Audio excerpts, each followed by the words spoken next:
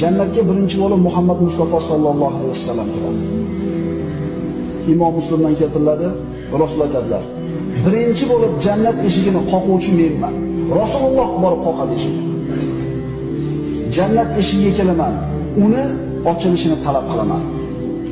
Jannat eshigining qo'riqchisi kim edi? Uning qo'riqchisi siz kimsiz deydi. Rasululloh Muhammadman deydi. U aytadi: "Sizdan avval boshqa hech kimga ochmaslikka buyurilganman." Birinchi bo'lib payg'ambarimiz sollallohu alayhi vasallam qoqadi eshikni.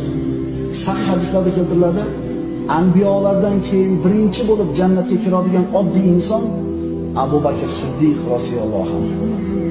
Qarang, payg'ambar emas u kishi.